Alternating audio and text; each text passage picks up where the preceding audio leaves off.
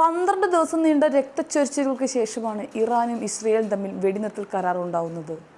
ആക്രമണത്തിൻ്റെ സ്വഭാവം ഓരോ ദിവസവും ഭീകരമായിരുന്നതുകൊണ്ട് തന്നെ ലോകം മുഴുവൻ സമാധാനിച്ച നിമിഷമായിരുന്നു അത്. തുടർന്ന് ഇരു രാജ്യങ്ങളും തമ്മിൽ സമാധാന കരാറിൽ ഒപ്പുവെച്ചെങ്കിലും അന്നു മുതൽ വീണ്ടും പുകിലുകൾ തുടങ്ങിയിരുന്നു. ആദ്യം യുദ്ധത്തിൽ തങ്ങളാണ് ജയിച്ചതെന്ന വീരവാദമായിരുന്നു മുഴക്കിയിരുന്നുവെങ്കിൽ പിന്നെ അതിൻ്റെ രീതി മാറി യുദ്ധം ഇനിയും ഏതു നിമിഷവും വന്നേക്കാം എന്ന ചർച്ചയിൽ വരെ എത്തി നിൽക്കുകയാണ് കാര്യങ്ങൾ. ഇസ്രയേലുമായുള്ള വെടിനിർത്തൽ ധാരണയിൽ സംശയം പ്രകടിപ്പിച്ച ഇറാനെയാണ് നമ്മളിപ്പോൾ കാണുന്നത്. ഇസ്രയേലുമായുള്ള വെടിനിർത്തൽ ധാരണ നിലനിൽക്കുമോ എന്ന് തങ്ങൾക്ക് സംശയമുണ്ടെന്നും മറുവശത്തു നിന്നും ആക്രമണം ഉണ്ടായാൽ ഏതു നിമിഷവും തിരിച്ചടി ഉറപ്പാണെന്നും ഇറാന്റെ സായുധ സേനാ മേധാവി അബ്ദുറഹിം മൗസവിയെ ഉദ്ധരിച്ചുകൊണ്ട് ഇറാൻ വാർത്താ ഏജൻസി റിപ്പോർട്ട് ചെയ്യുകയുണ്ടായി. വെടിനിർത്തൽ പാലിക്കുന്നതിൽ ശത്രുവിൻ്റെ പ്രതിബദ്ധതയെക്കുറിച്ച് ഞങ്ങൾക്ക് വലിയ സംശയമുണ്ട്.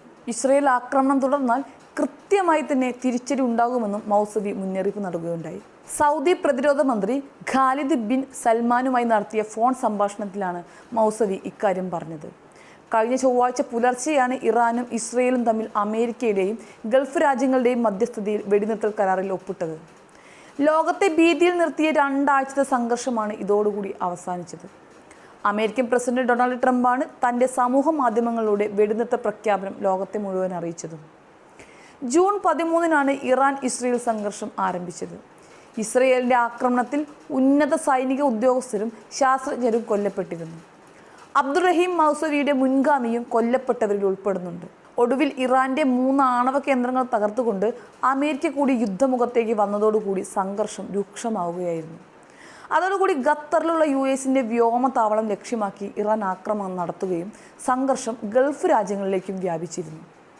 ഇതോടുകൂടിയാണ് സമാധാനത്തിനായുള്ള നീക്കങ്ങൾ വേഗത്തിലായതും വെടിനിർത്തൽ പ്രഖ്യാപനമുണ്ടായതും. ഇസ്രയേലിൻ്റെ ആക്രമണങ്ങളിൽ ഇറാനിൽ 620ഓളം പേർ കൊല്ലപ്പെടുകയും 5000ഓളം പേർക്ക് പരിക്കേൽക്കുകയും ചെയ്തിട്ടുണ്ട് എന്നാണ് കണക്കുകൾ.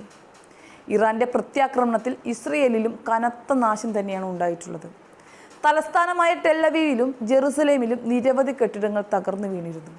ഇറാന്റെ ആക്രമണത്തിൽ 28 പേർ മരിച്ചതായിട്ടാണ് ഇസ്രയേലിൻ്റെ കണക്കുകൾ പറയുന്നത്. 1300-ലധികം പേർക്ക് പരിക്കേൽക്കുകയും ചെയ്തു.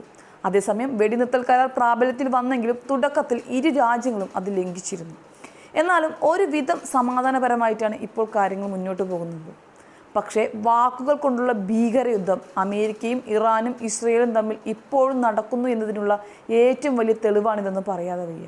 വിരോധാഭാസമായി തോന്നുന്നത് യുദ്ധം അവസാനിപ്പിച്ചത് തങ്ങളാണെന്ന നിലപാട് പലപ്പോഴും ക്രെഡിറ്റായി പറയാറുള്ള ട്രംപിൻ്റെ ഈ സമയങ്ങളിലുള്ള പ്രതികരണമാണ്.